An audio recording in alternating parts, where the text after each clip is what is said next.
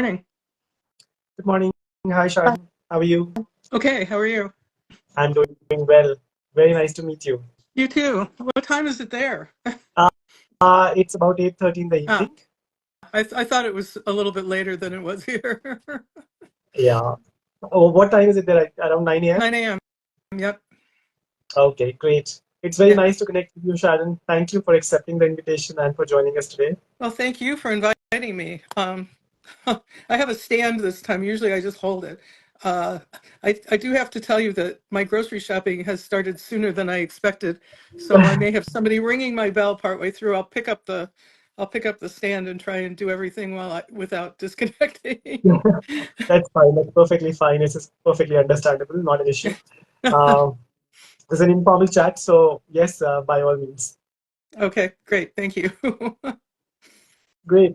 So, on behalf of everyone who will attend today and also the audiences later who will see our YouTube video, formal welcome to you to the Fireside Chat event. And it's really nice to connect with someone who has uh, bridged a very interesting mix of romance, mystery, and suspense together in their work. Thank you. I'm looking forward to conversing about that. Well, I've always got more to say than you probably want to hear. You're joining us from Chicago Yeah. or some other city? No, I'm Chicago. from Chicago. Okay, Yeah. okay. Yeah. The So, lighting in here is really weird. Usually on Zoom I look much brighter. Let me let me turn on another light and see if that makes any not a huge amount of difference, but anyway.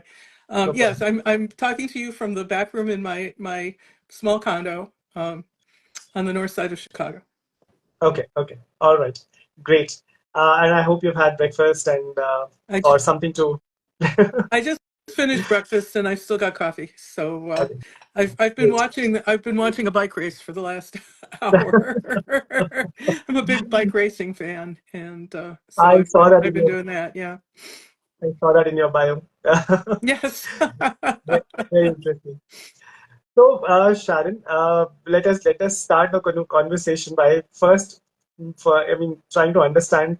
Uh, I I see that your first book got published when you were uh, past probably expecting that you will do that, and then it happened, and that seemed to have been a major milestone and a major life event. I read an article where you had described how your dreams um, morphed from that of a teenager, and then over the years, how life took you on different journeys, and then eventually it brought you back to the thing that you really wanted to do, which was to publish your book. Yes. So, first of all, very inspiring to see that that fire kept burning, and that's an inspiration. Thank you so much for doing it for all of us, and congratulations on the 4 books that you've come out with at First Sight, and then if I'm not mistaken, at the Crossroads and Death in the Alley.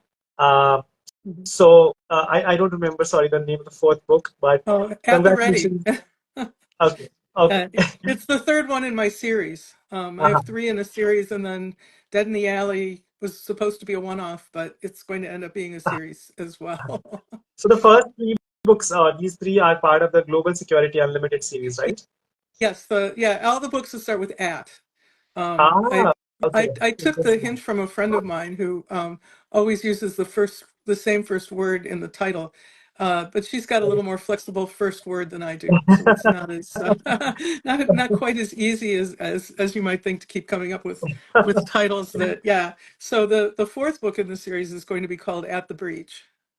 Ah, okay. Interesting. Yeah, Interesting. yeah. And It's a when did the latest book come out? um. Well, I haven't started writing it yet, so I don't know.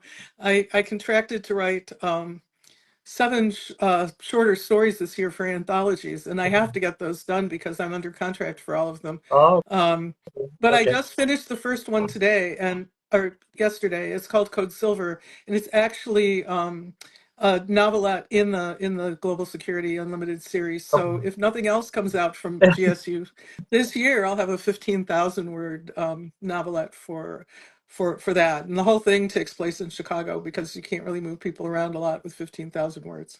Very nice. Very, But very interesting. mhm. So, why don't you tell us, since we're talking about it, why don't you tell us a little bit more about these two series and what goes on, what are the principal characters, and what kind of stories can the readers expect?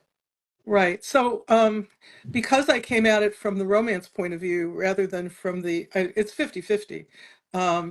I intended to create a group of characters and then have different protagonists for each one. It didn't work out quite like that because my first book, which is about Max Grant and Cress Taylor, oh, and I should probably tell people my characters are older, so they're all in their 40s. Not surprising for somebody my age to have a hard time writing 20-year-olds. So anyway, I wrote a first book about them because I had them in mind as characters, and it just took me a while to find some plot to put them into. And at the end of that, I thought, okay, so I'm done with them, and I've got these side characters, and they'll be my second book.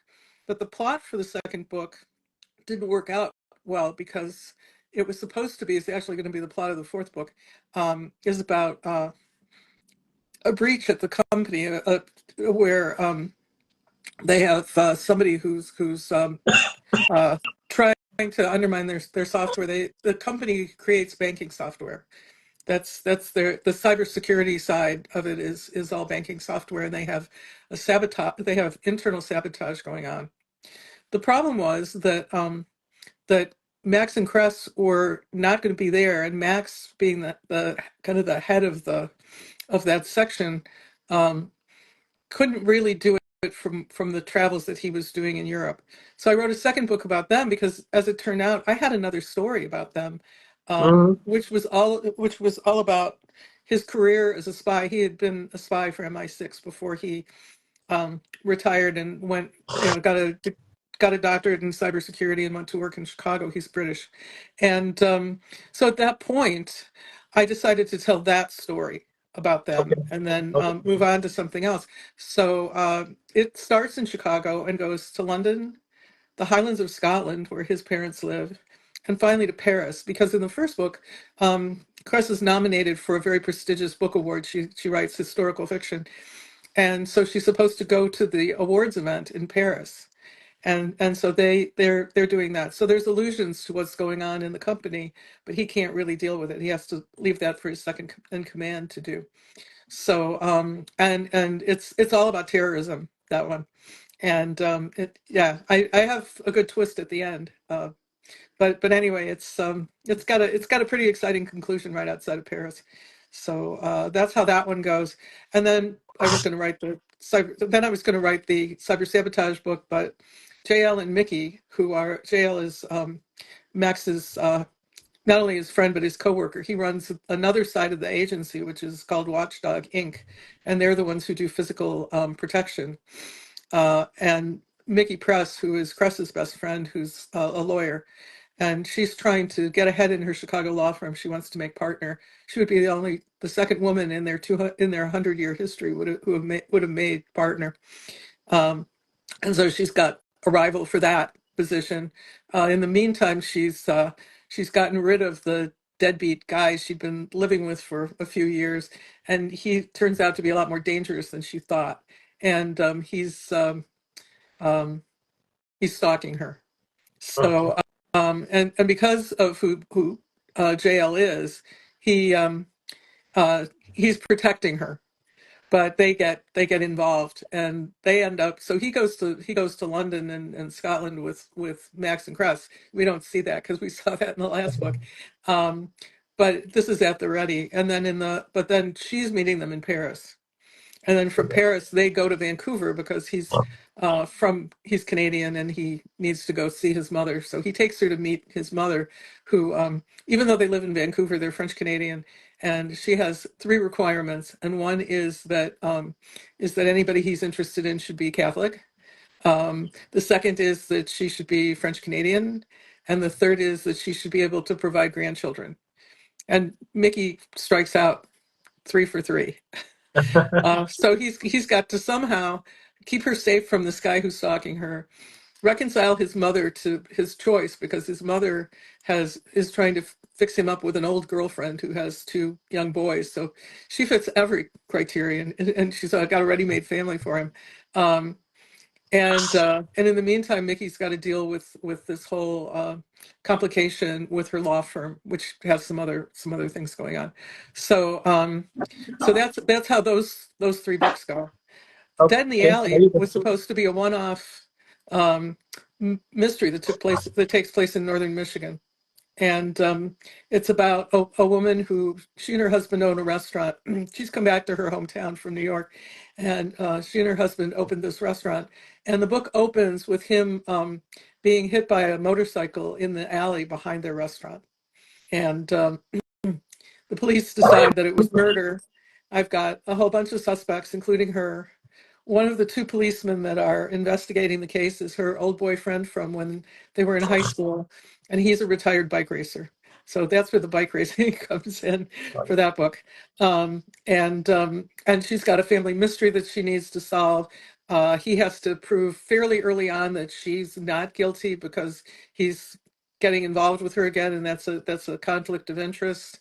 But it's a small town, and so you only got so many police, and everybody knows everybody else, so it's really hard not to have a conflict of interest. Uh, and again, it's so I imagine some people can solve who it is.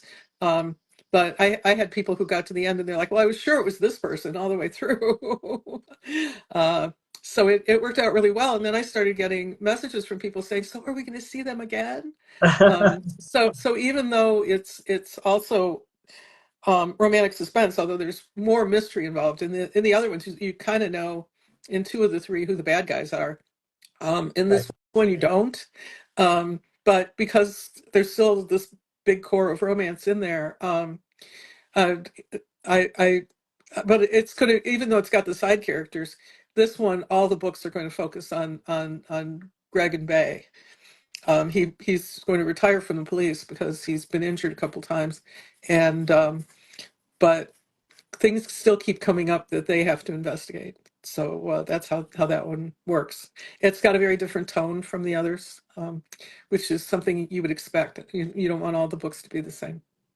Yeah, absolutely. A couple of questions as a follow-up. First, more fun question. I was hearing about all the places that these books are set in, not just Chicago, but outside, whether it's Mhm. Michigan, Vancouver, Paris. So, how much of your research involves traveling to these places? Okay, so I started out trying to write just about places that I knew. I've been to London quite a bit. I've been to the Highlands of Scotland. I've been to Paris. Um, I have been to Michigan, but not northern. Well, I've never spent much time in northern Michigan, but my characters insisted that this had to take place in northern Michigan. Okay. So I did a lot of research on Michigan, and I've had a bunch of people who are from the area that I wrote about who could figure out what town I based my town on because they were from there, and I thought, well, that's pretty good. And then I met somebody who was originally from Ann Arbor, Michigan, and when he met me, the first thing he said was, "So when did you move from Michigan to Illinois?" So That's a so I compliment. figured I got that pretty well. I've never been to Vancouver, but I have a lot of friends in Vancouver, and some of them have read the book, and none of them told me I got anything wrong. So, and in fact, one of my friends who lives there, who grew up in Quebec, she's not French Canadian, but she knows a lot of French Canadians, and I write with a group from Montreal, so I also write with some French Canadians. Um, did a review of the audiobook, and she said it was perfect. It was exactly what I would have expected from a character who was French Canadian. Everything was right, and I thought, oh, good. Although I have to warn you that a lot of what he says are French Canadian swear words, so I have a little thing at the front to talk about French Canadian swearing and how it's different, and but there's lots of other stuff that I had to learn about. I knew nothing about cybersecurity and computers because I'm a historian, and I spent my career working as an academic and teaching medieval history and advising students and exciting stuff like that. But I do have a library degree, so I'm very good at research. Um, and I've been to a lot of the restaurants in Chicago, not all of them in other places, but I'm really good at figuring that out too, and what the Victor Hugo house is like inside. I have to tell you that one of the wonderful things about the internet is that you can go inside buildings, you can find houses that you want to base things on. It's just amazing. So in some cases, I felt like I had been to places that I've never been before, and then I try and bring that experience to the readers. My early reader is her big complaint is there's always too much food.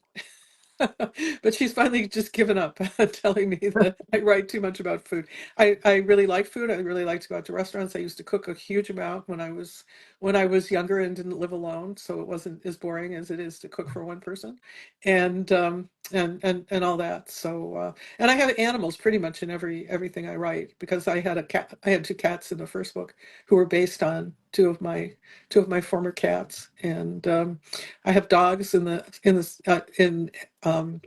in the Alley, and that was kind of funny because one of my writing people said to me when I told her I was going to put in a dog. She goes, "But you're a cat person. You don't know anything about dogs, and you can't just kind of have the dog there as an adjunct. The dog has to be, important." And I said, "I grew up with dogs. My mother didn't like cats. I didn't have cats until I was in my late 20s." So yeah, it was pretty funny. So I haven't had anything except dogs and cats so far, but we'll see. I have an idea for a story that takes place between a photographer and a keeper at the Lincoln Park Zoo in Chicago. So there may be not household pets, but animals So involved in there it. are these two facets to the books that you've written. One is the romantic side of things, and the other is the thriller or the suspense side of things. And while I understand that your research is very thorough, as proven by the feedback from your readers, uh, which one is harder, to write a good romance or to bring in that element of mystery and suspense? I think that it's a real balancing act. So it seems like the romance should be easier, except that you have to keep giving them things that keep them apart. And for me, a lot of that is, and one of the advantages to writing older characters, you're 45 years old, you've got a lot of baggage. Bad things have happened to you. You're reluctant to have relationships. You've been burned, things like that. So it makes it difficult for people to come together. And the big problem in the first book is Cress has had that kind of life, and I have to tell you that Cress's family, which is horrible, just horrible, and you only see her father. Her mother died when she was 8. Her father more or less abandoned her and her brother to her grandparents. She's never really been able to trust people in her life. She can't stand secrets. And Max, who comes from a very big supportive Scottish family, and my family's not quite as big as his, and it's not quite as um, buoyant as his, let's say. I mean, my family's not bad. I didn't have a bad childhood or anything. Um, he keeps secrets. He's kept secrets all his life. He's learned in the past that if he tells people things, if they find out things, bad things happen. And he doesn't tell people anything. And besides, when you're a spy, you don't tell anybody you're a spy. You don't even tell your family you're a spy. So now he's not doing that anymore. But this is his habit. He doesn't tell people things. And she keeps finding that he has all these secrets and he's not telling her things and all that. It makes it very, very difficult for them to get together and for her to trust him. And that's really what's going on with the romance. And the romance has to be, so normally the balance should be 50-50 or 40-60, 60-40, whatever. And but the thing with the suspense and the mystery is you have to bring it into those scenes. You have into those romantic scenes. You have to tie everything together. And when you're writing the mystery, like I did for Dead in the Alley, you have to have clues, you have to have red herrings, you have to have twists. I mean, you have to have twists and everything. The advantage of doing it is that you've got a lot of built-in conflict. Um, and you don't necessarily want to have knockout drag out fights all the time, but you have to have conflict, because if everything goes Right. smoothly all the time, then your readers are like, well, why am I even reading this book? So I would say that both of them are hard, but I found that writing either one completely alone was harder. I needed to have a fair amount of plot, and when I tried writing rom-com, I didn't have enough plot. And when I tried writing mystery, it took me a while to get to the point where I could actually do clues and hide who the murderer was and things like that, which you'd think for somebody who started reading mysteries when they were like, I was reading Agatha Christie at like 8 years old, you'd think I wouldn't have had that problem. But there's a difference between reading it and knowing how to apply all that. And course, it's taken of me a course. lot of years to get to the point where I could do that. And I couldn't do that till my third book. Very So interesting. yeah. Yeah. So, taking a little segue here, tell me a little bit about Deborah Khan. About what? About Deborah Khan. Oh, about Deborah Kahn. Well, when I was getting ready to publish, I decided that because I'd already published as a historian, that it might not be good to use the name Sharon Michalove. So Deborah's my middle name, and Khan is my grandmother's maiden name. So I thought, all right, I'll just create Deborah Khan. She'll be my fiction writer. And Michalove is hard to spell. I mean, people don't pronounce it right. They spell it wrong. They put an E in the middle. They take the E off the end. All kinds of things. Um, so I did that. So I published a couple of short stories under Deborah Khan. Um, and then the problem was that then I had to have two identities, and I had to have two Facebook pages, and I had to have, two Instagram accounts and all this stuff. And I'm like, I can't do that. Maybe if I was 35 years old, this would not be a problem. And then people would call me Deborah, and I wouldn't answer because I've been Sharon for 72 years now. And so I finally thought, the heck with it. I'll just have all my books together, and if people look me up, they'll see, the three scholarly collections that I edited with other people, and I have articles in them. And if they look me up on Google Scholar, they'll see a whole bunch of other stuff. So if you look me up on Google, you mostly see my fiction stuff. Okay. If you look me up on Google Scholar, you mostly see all my academic stuff. So I just decided that I didn't care. I don't have a big reputation in the historical community, so I decided that it wasn't important. And I do put a lot of history in my books. I don't put in much in the way of medieval history, but Right. although I do have Crest has, when Max sees her, which is 20 years after he kind of sort of met her when she knocked him down with her bicycle at Oxford University. Um, she's plugging a book. She's doing this essentially on TV on a morning Chicago show because she's going to be doing a book signing. And the book that she wrote is about a woman named Catherine Cornaro, who was the Queen of Cyprus until the Venetians took Cyprus and sent her off to Mhm. live up back in Asolo, which is on the mainland outside of Venice.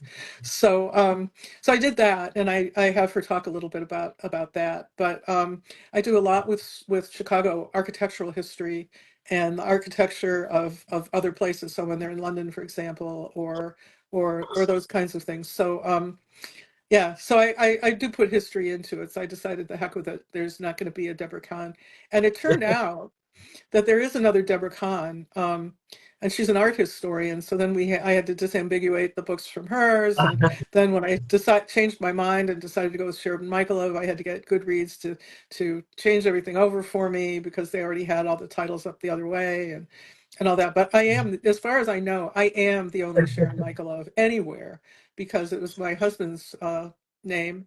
And evidently Sharon is not a thing in the Michalove family, and everybody in the Michalove family spelled that way is related. Whereas my maiden name was Grodsky, and there's lots of Sharon Grodskys. So not any easier to spell, really. Since we were talking about your husband, tell me how much of the romance in your books is inspired by your real life romance with him? Well, so nothing from when we met or anything like that. My husband we met in graduate school, and he was a composition student. He was getting a doctorate in composition, which means he was and by that I mean he wrote music. So he was a composer, and that's why I've got a lot of music in the books. But then when I created Max as a character, I didn't want him to be completely like Peter. I mean, Peter was not 6'5", he was not British. He did have dark hair. And he loved to tell bad jokes. So Max has that quality, and both of them are linguists. Peter um, knew about 7 different languages, and he wrote articles in historical linguistics, even though his job was being a business manager, because with a doctorate in music, you usually can't get a job in music. But they do have some things in common. But I think the thing that they've most got in common is they're both really nice guys. And my male heroes are all nice guys. I mean, they might be a little overprotective, but they're not, they're not jerks. None of them are jerks. I don't write the alpha males who have to completely change that. Max has enough stuff that he has to change without that. And in fact, when I first started writing the book, I had people saying, he's too nice. I'm like, I don't really like guys who aren't nice. The guys who aren't nice are going to be bad guys. They're not going to be him. So, but I did make it so that Max didn't listen to music. And there's a reason for that. His cousin was a composer, and he dies early. His cousin dies at the age of 30 from prostate cancer. And my husband, well, he was 62, but he also died from prostate cancer. So I have a letter in there from Max's cousin about how, he's practically at the end, and he's completely lost music. He can't compose. He can't really listen to music, all this kind of thing. My husband wrote that before he died. And I Wow. changed a few things so that it didn't sound like it was coming from a 62-year-old retired man. But yeah, and then I put it in, and I talked to my developmental editor, and I said, I can't cut it. I can't cut it. Would you do that for me? Because it's long, fairly long. And she said, no, that's it, that's how long it has to be. I mean, it's not one of those things where I should be cutting it down for you. If this is what you think is important, then it needs to be in there. So I have an afterword in that book where I talk about him and his music, and the last concert we did, which is he had planned the whole concert. He was going to have it in February of 2014, early at the beginning of February. And he had kept saying to me, I don't care if they have to bring me in on a stretcher. I'll be there. Well, then at the beginning of December 2013, it was obvious that he wasn't going to make it that far. And so he said to me, okay, so my question to you is, should I cancel the concert? And I said, so if you can't be there to hear it, you don't want anybody to ever hear your music? And he said, oh, I never thought about it that way. So we made it his memorial concert. We filled up the space. We were in this space that we were like, he had planned it for a space that would hold about 100 people, but then he was very active teaching music in the Osher Lifelong Learning Institute, which is for people over 50, and they lent a big space for us. We had 210 people. Everybody stayed to the end except two people who were sick and couldn't make it through the second half, which is, happens. All the musicians, now I don't know if people know this, but if you're a performer and you're done, so if say you're part of a quintet and you've done your piece, you leave, right? You pack up your instruments and you go. You've had your applause, there's everybody stayed. All of the musicians stayed till the end. And it was a wonderful concert. My brother and sister-in-law came down from Chicago. My nephew couldn't come because he had exams in Iowa. My niece couldn't come because she was on her honeymoon. But my nephew, who's from Phoenix but was going to school in Chicago, came, and my brother, his father, came out from Phoenix for it, which was very, very meaningful for me to have all that family there. And none of them really listened to that kind of music at all. But that was that. And even my cousin, who lives in Champaign, came, and he's not big on that kind of music either. He's more of a classic rock person. So anyway, it was an amazing event. But yeah, so there's bunches of things, and since Max keeps showing up and his family also tells bad jokes, I have to keep finding more bad jokes to tell because I don't tell jokes. And my husband and I had this thing going for the 39 and a half years that we were together, that he would tell me jokes and I wouldn't laugh. Yeah, and he came home once from a business managers meeting. He was the president of the business managers group at the University of Illinois that year, and he saw the opening of those meetings as being a great venue for stand-up comedy. So he would put together a bunch of jokes that he would tell at the beginning. So he came home for one, and I said, "So how was the meeting today?" And he goes, "Oh, it was great. Everybody just cracked up at my jokes." And I looked at him and I said, "That's because you're all accountants." So that's one of Cress's things is she doesn't laugh at his jokes. Everybody else laughs at Max's jokes, but she never laughs at his jokes. So that was a piece of our relationship that was in there. So but you're always writing there's pieces of you in everything. Everything I write, the characters have pieces of me, or they're people I imagine as people that were mean to me when I was younger, or stuff like that, and then I just extrapolate and make them worse. Yeah. No, it is very very common that you'll find pieces of an author in the characters that they've laid down. Maybe not in its entirety in one character, but perhaps spread across the book. Moments and uh, characteristics and behaviors peppered all through their work. Yeah. So I understand what you're saying, and Yeah, it's funny though because with JL, who's very different. I mean, he's French Canadian among other things. He rides a motorcycle. I've only been on the back of a motorcycle once in my whole life, and he and Mickey both like karaoke. I have never done karaoke, but the one of the early scenes in At the Ready is a karaoke scene. That's their first date. And then the last scene in the book is a karaoke scene as well. And I set it at a place that I'd also never been to and isn't open anymore, but it was called Stanley's Bar and Kitchen, and and a lot of Blackhawks players used to hang out there, and they would have karaoke late on Sunday nights, and people who were performing in Chicago would come. So like Bill Murray would come by, and people like that. And the other a week or so ago, I went to I like hockey, which you probably guessed from my stuff. And so Chris Chelios, who used to play for the Blackhawks, was having his number retired, and raised his banner raised to the ceiling.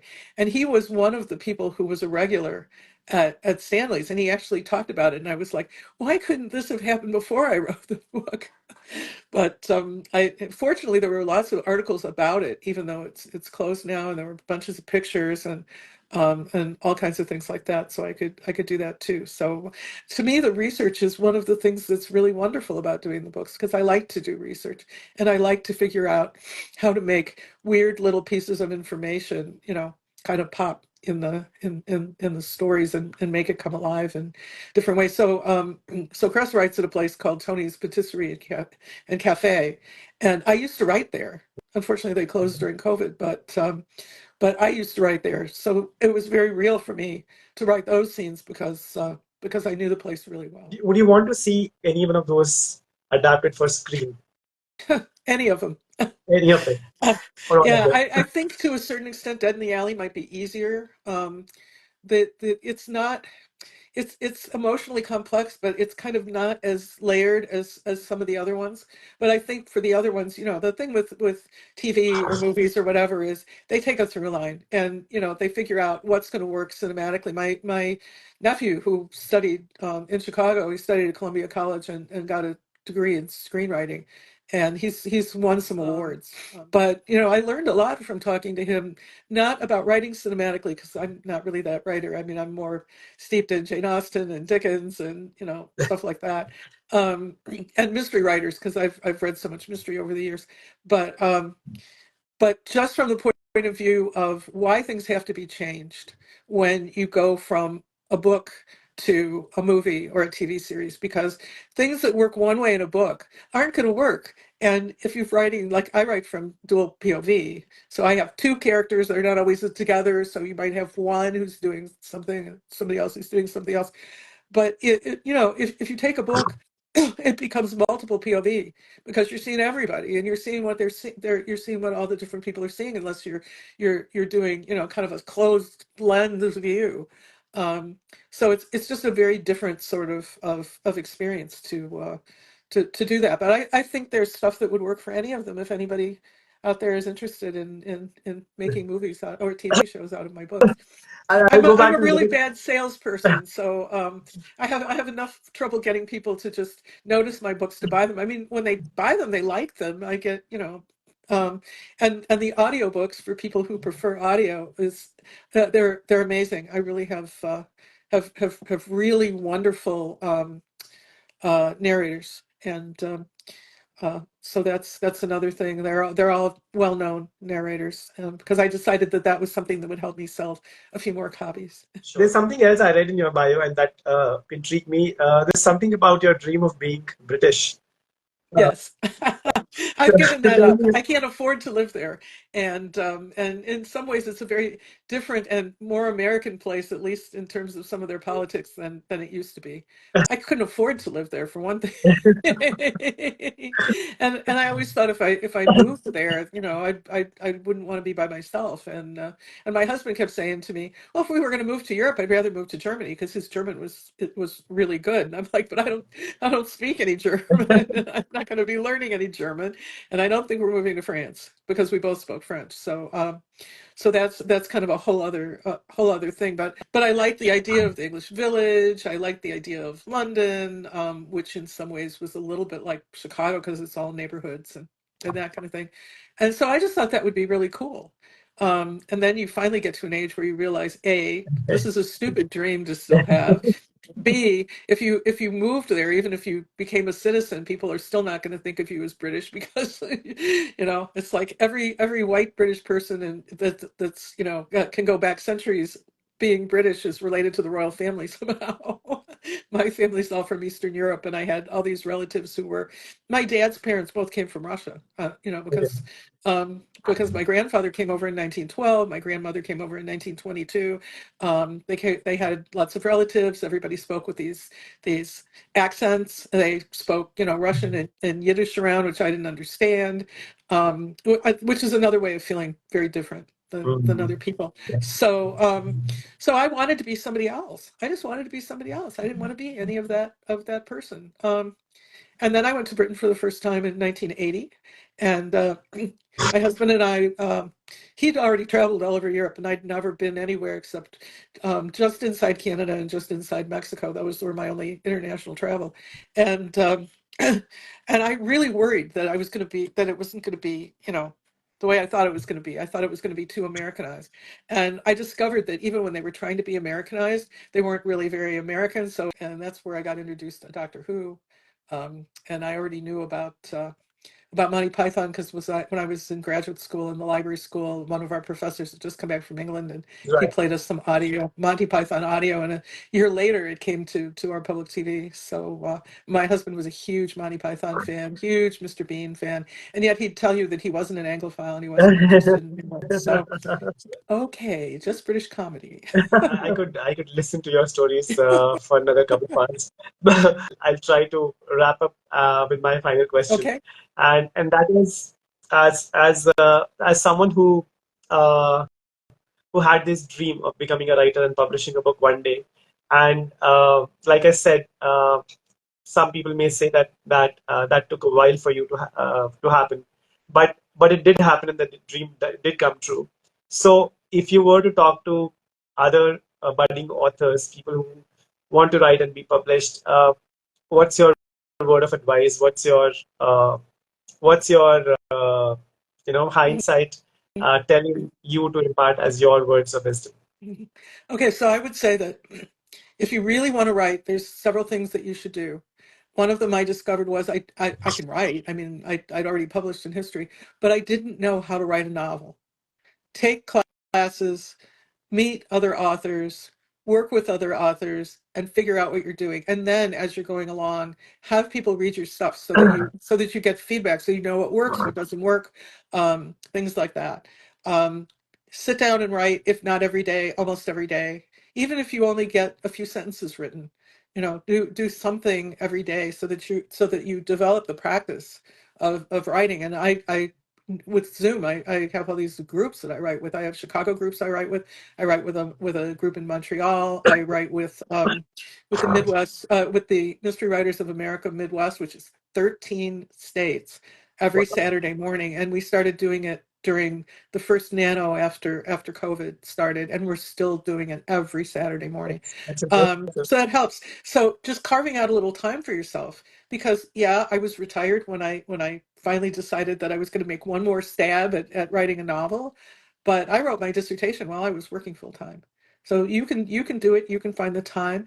It really does help to have a good support network. And at that point, my husband was willing to eat leftover casseroles heated up in the microwave every night. Um, but all of that makes a difference. And you have to want to not to just have published. You want to be willing to write so that you can publish. And in my Sure. case, once I got the book to a point where, I was a semifinalist in a contest, and I thought, well, if I got that far, the book can't be too bad. I started looking into finding representation and finding a publisher. One of the things I found was if your book is romance, which mine fits both categories, they don't want older characters. Traditional publishers will tell you they want older characters, but then they're like, yeah, 30. Like, my characters are 45. Not so much. We don't think the readers are there, and they are. I mean, there's a lot of people that are older. So once I knew the book was publishable, I got an editor. I had the editor, edit the book, and I published it myself. So on my 70th birthday, my first novel came out. And I thought, well, I'll be lucky if I can write a book a year. This took me 3.5, which for some people would seem fast. And then the next year I published 2 more books, and I'm like, I can't believe I wrote 2 books this year. I just can't believe it. Last year I published 1, but I also published 4 short stories in collections. And this year I'll have about 7 short stories written, and I'm hoping, fingers crossed, by the end of the year I'll have another novel finished as well, because I went from no ideas to a million ideas. So don't think that ideas won't come, because now I have probably ideas for 30 books I could write. And I said I'd never write historical fiction, that I'd never write historical, novels or anything. And I wrote a short story, 7,000 words, that's a Jane Austen adjacent. And I realized while I was writing it that I couldn't write the whole story. So it has a happily for now ending, and eventually it's going to be a Regency thriller, because I need to finish it because I have a whole plot for it. And now I'm writing another Regency adjacent short story. I have 3 Jane Austen-y ones that'll be coming out between this year and next year. I never thought I would be doing that. But medieval, no, I don't think I'll ever write a medieval historical novel, because it's too close to what I do. I have to worry too much about making absolutely everything exact, and it would take me the rest of my life probably, and I wouldn't be happy with it. So yeah, I would say the persistence is the main thing. If you really want it, then you have to make the time, and you have to be willing to spend the energy. But if I could never write another book, I have 4 books out. I've got things in anthologies. I've got a book of collected short stories that I did. So, I feel like I can say I'm an author. If you're writing, you're a writer. But once you take that leap into publishing, you're an author, whether you're publishing it yourself or some big 5 publishers picked you up. And yesterday I found out I'm a finalist for my GSU series in the Chanticleer Series Awards. So that was really exciting yesterday to find out. Congratulations. Wish you all the best for that. Thank you. This has been wonderful, and I told you I would talk too much, and that would No, not at all. This was supposed to be a very, very open, informal conversation, and you've been a delight to speak with. Thank you. So thank you for sharing all those stories and for sharing your lovely smile with us. And wish you all the best with all the stories that you're writing and the books that are to come. And can't wait to get my hands on some of the work of yours. Thank you so much. I appreciate it. It was great. Thank you so much. Bye. Thank you. Have a good day. Bye-bye. You too.